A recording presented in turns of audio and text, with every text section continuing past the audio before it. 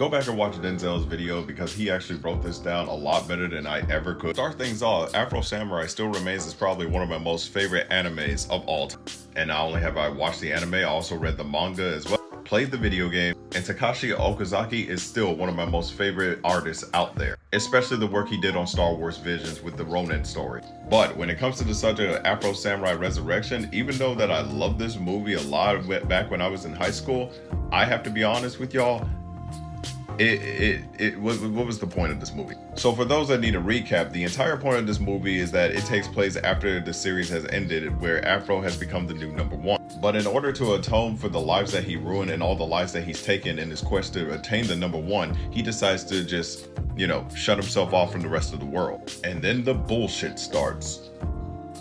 Because not only does his old friend Akuma, aka Jinosuke, literally come back to pretty much run him the 1v1, but apparently he's being joined by his own sister in order to get revenge on Afro. A sister that we did not know that Gino had in the first place. A sister that he did not once mention in the entire anime. So yeah, it's basically like every other film that is based off of an anime property. It's like completely different from the anime itself, with characters that won't be mentioned or brought up again in the actual anime.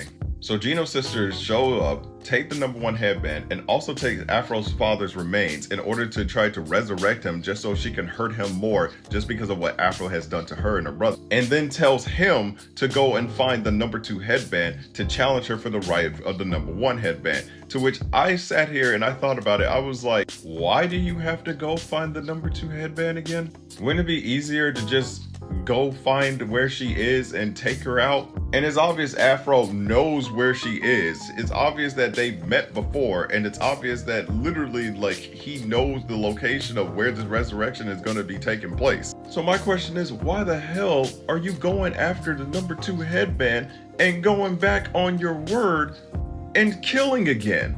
To be honest, I think this movie was made in order to put in more characters that never really made the cut in the original anime. Like Shichigoro and his adopted son Kotaro, which in the manga, Shichigoro was actually trained by the MT7 at a very young age to be an assassin, who not only left the organization, but was also on the move a lot in order to try to find a way to help raise his adopted son. Now in the manga, he does try to kill Afro in order to claim the bounty that's on his head, so that way they won't have to run anymore, and that way he has enough money in order to help raise his son. But in the movie, not only is he the bearer of the #2 headband, but he was literally trying to drive it into Afro's skull that they're just worthless pieces of cloth that people have died or lost loved ones over. And that's probably one thing that I'll give the movie some points for, is that they made his death hit a lot harder in the movie than it ever did in the manga. Because in the manga, he was only trying to kill Afro in order to catch a paycheck. But in the movie, even though his skills were on par with Afro, he was trying his hardest to knock some sense into him. But of course, Afro winds up killing him and taking the #2 headband and repeated the cycle of violence with Kotaro.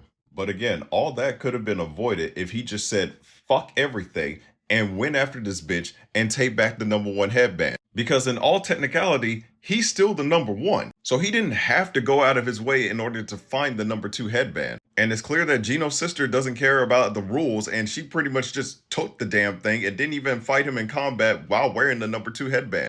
How stupid the headband war nonsense is, in my opinion. Seriously, how the hell is it that you could have a rule that says that anyone that wears the #2 headband has an open target on their back, while the wearer of the #1 can only be challenged by the #2, when this movie proved that it was a whole bunch of bullshit? Again, she didn't have to fight Afro in combat while wearing the #2 headband. She just strolled in with her teddy bear brother and just took the shit. So in reality, Shichigoro had a point, and those headbands are worthless as shit. And this whole movie just leads to Afro going back to doing what he set out not to do. And the cycle of violence that had birthed and or traumatized him, he did the same thing to another individual. Oh, the cruel, bloody irony. And even after all that, I still like this movie for what it was. But the only reason I think that Resurrection existed in the first place was because of the fact that they were trying to implement more characters and story elements that they never had a chance to implement in the original anime. And let this also serve as a reminder that you can still like a movie and still be critical about it. Case in point. But I want to hear from you guys. What are your thoughts on Afro Samurai Resurrection? Whether good or bad, leave it down in the comment section below. And if you want more honest nerd takes that take place in a positive space, then check out my buddy Denzel. Dude has great takes and he always makes me laugh. But that's all I have for you guys today. And I'll see you guys in the next one.